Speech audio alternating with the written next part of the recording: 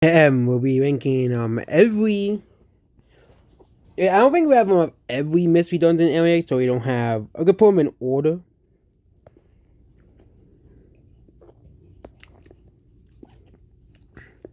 So the first three dungeons. Then we have Waterfall Cave. I think afterwards is after Waterfall Cave. Then we have, of course,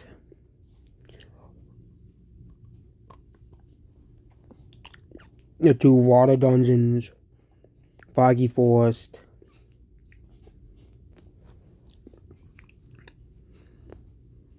And then, of course, Steam Cave. And Plains, then it was the Desert Dungeons. Then we have Crystal Cave. We don't have Crystal Crossing on here. They didn't count that? We'll count Crystal Crossing with Crystal Cave then. Then we have the Future Dungeons.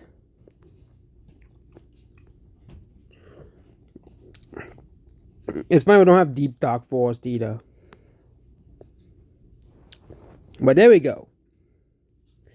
So first is Beats Cave. It's the very first dungeon in the game, but you don't go after you beat the game, you really don't have to go back here anymore.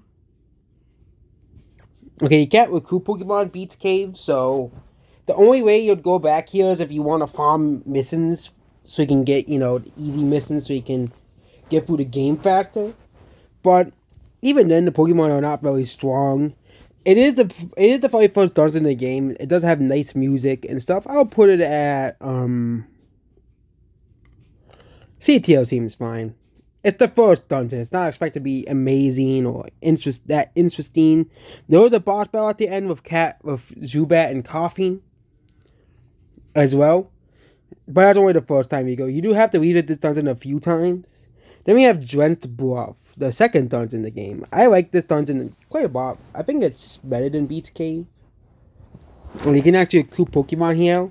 Also, I really like the music they play in Drenched Bluff. It's just memorable. Then we have Mount Bristle. I'm gonna put this as the first B tier dungeon.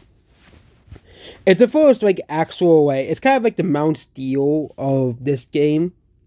Pokemon are tougher. And also it's also the first time you have to fight an outlaw as a boss. Okay, the second boss is the first boss battle in the game to introduce you to it. I think it does a pretty good job of doing that. Then we have Waterfall Cave. I always like the whole mystery surrounding Waterfall Cave. Like, we go there to find treasure.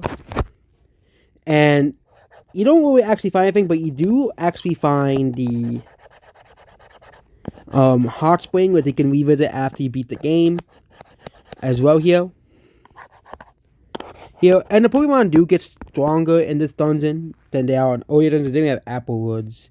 Applewoods is actually a pretty long dungeon. There's actually a lot of unique Pokemon here, but I don't think it's really the greatest dungeon in the world as well. But it also is the one where Skunk Tank knocks you out. Then we have Craggy Coast. Yeah, DTL. Craggy Coast is an okay dungeon, but considering what comes later, Craggy Coast is kind of meh. The only time you go back to is if you want to recruit certain Pokemon, or if you want to get gummies. And we have Mount Horn.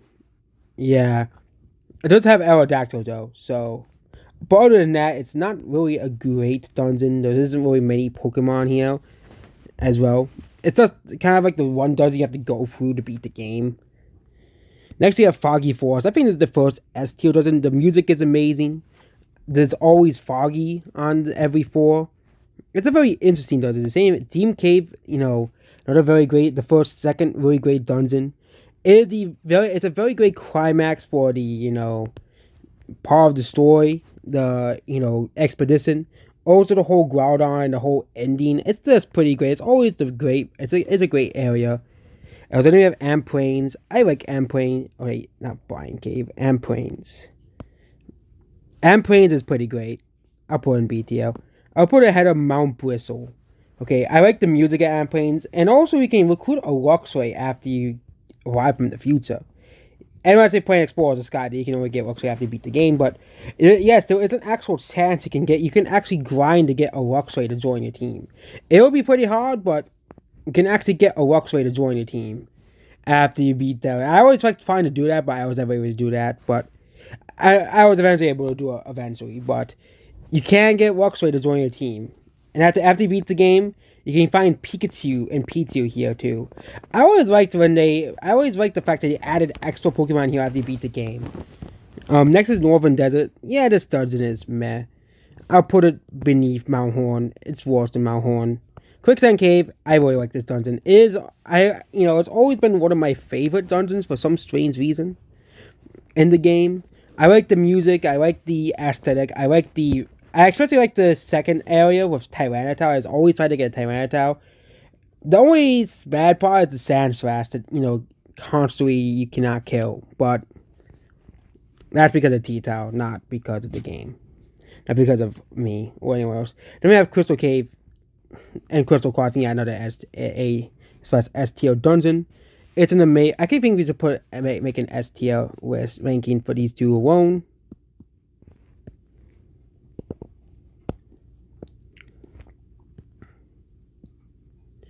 Here, then we'll pull up Amp Plains to A tier. Then we'll pull up Applewoods. And yeah, no F tier dungeons yet. Chasm Cave, another really great dungeon. It's a shame that you never get to go back to the future dungeons. I wish that the post game you can go back to these dungeons. Like, Chasm Cave is just such a unique dungeon. The layout is very unique.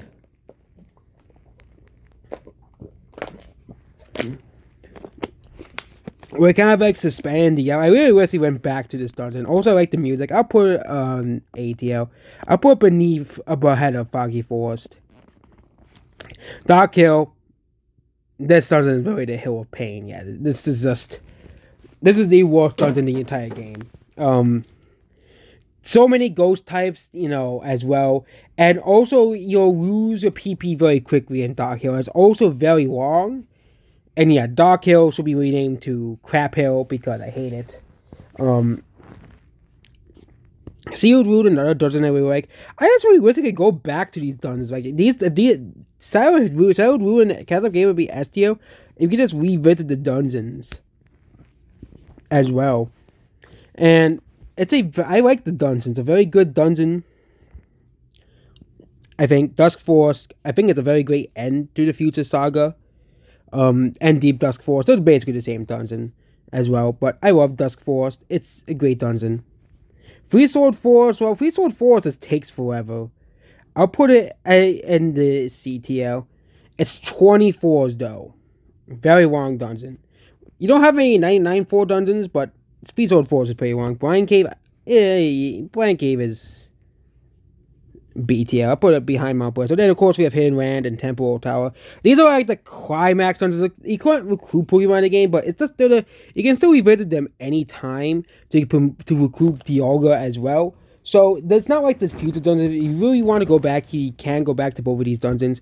I'll put these dungeons in Temple Tower number 1 and Hidden Land number 2 because these are kind of like the great climax dungeons. Like these are like the penultimate dungeons. And I think both of these dungeons do a very good job at being penultimate dungeons as well here. Also, there's 2 bosses in these dungeons as well here with, Dust Noir, the main villain kind of throughout the story, and Dialga, Primal Dialga, the final battle as well. Also, Blind Cave has a boss, but it's Blind Cave. I'll actually put behind Applewoods. Actually, Blind Cave goes behind Free Sword Forest. And there you go, that's my ranking for every single dungeon. And there was not really any other tier list. There was this tier list as well. Yeah, but I still find the Dark Hill was ranked so low. But I really wish he just ranked. I think the only downside for the future dungeons is you can't revisit them. Like, I would love to revisit Chasm Cave, Zero Ruin, and Dusk Forest.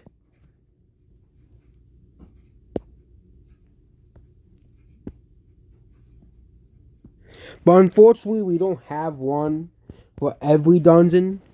Okay. So yeah, Deep Dusk Forest isn't on here. And of course, we don't have any of the post game dungeons obviously as well here, which it'll be interesting to see what they will rank obviously as well here. But those are my favorite dungeons in Pokemon Mystery Dungeon. The only truly bad dungeon is Dark Hill. I do not like Dark Hill. I don't think anyone does. It's kind of the one dungeon nobody likes because of how infuriating it is to go through it. Of all the ghost types, all the spite, you know, yeah, I hate curse and all that bull crap. Yeah, Dark Hill obviously takes the case of the worst dungeon.